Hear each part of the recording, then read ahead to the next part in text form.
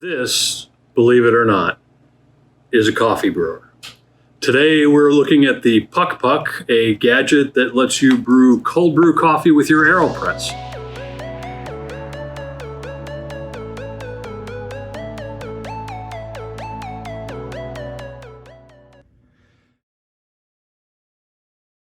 Hey everyone, I'm Eric. This is the Mug Life. I didn't choose the Mug Life. The Mug Life chose me. But did it really? Cold brew is amazing. We all know that. Typically, people do an immersion method where the grounds are soaked in cold water for a long period of time. You end up with a coffee that's smooth and sweet, but typically lacks some of the clarity and crisp flavors that some people enjoy in coffee, particularly from coffees like Ethiopians, Kenyans, some other lighter roasted coffees. The end result with an immersion brew can be kind of muted, to say the least. A solution in a lot of cafes is what's been called a Kyoto style slow drip type of cold brew coffee. You get these huge towers, they're beautiful, but definitely overkill at home. So how do you get a good, crisp, clean cup of cold brew coffee at home? The Puck Puck is the answer to drip cold brew, made very easily with your AeroPress. The Puck Puck itself is this little blue, puck. It fits in your pocket. You can twist it to adjust how fast or how slow it brews. There's a little splash filter that fits conveniently on the bottom. You can also get with it a 500 milliliter water container, but if you're trying to keep your setup as minimal as possible, the Puck Puck is made to work with some, not all, but some, namely this one here, water bottles, plastic water bottles.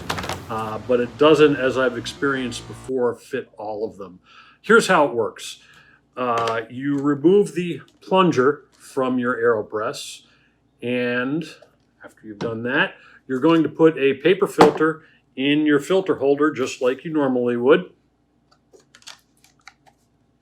And then I am going to add 38 grams of medium ground coffee, about the same consistency that you would use for a regular drip coffee pot. Medium ground coffee into the AeroPress. Give it a good shake so that it's nice and level. And then I'm going to take the splash diffuser and I'm going to drop that as evenly as I can in the bottom of the AeroPress so that the splash diffuser sits on top of the grounds. Now I'm going to take my Puck Puck. I like to close it so that it's snug but not super tight. You're going to have to adjust it without knocking everything over later on. And I'm going to attach that to the top of my AeroPress.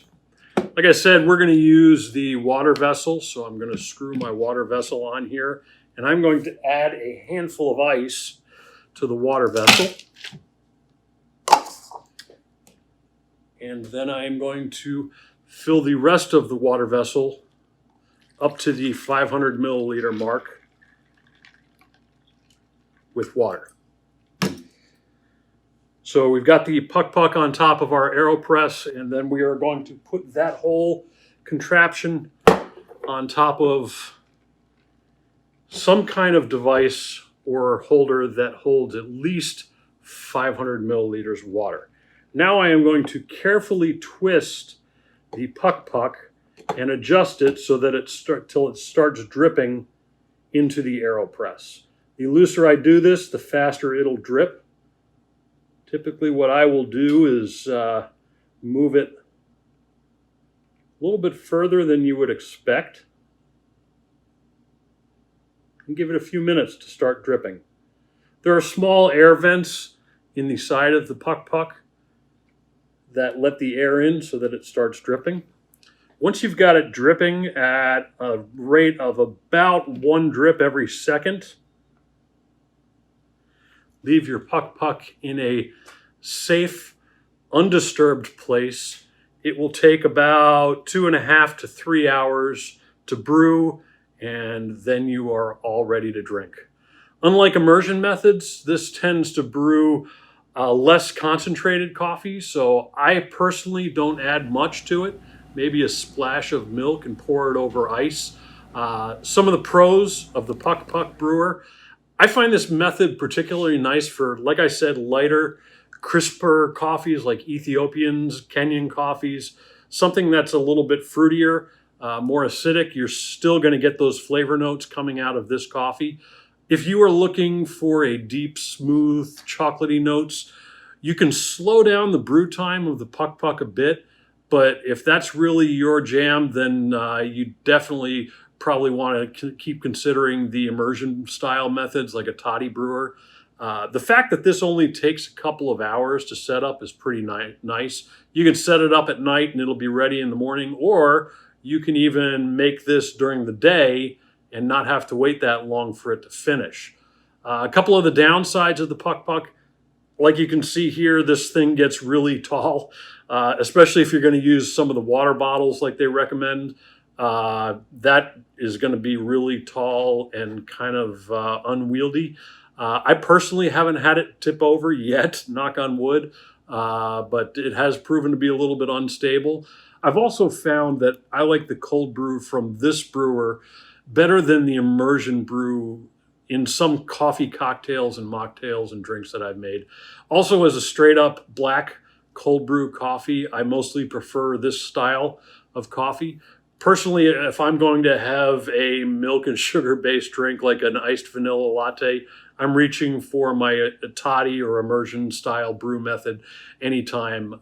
Something that stands out a little bit better in the milk. Bottom line, if you're looking for an easy way to make cold brew and you don't want to add another big piece of equipment to your counter, the Puck Puck is a great solution.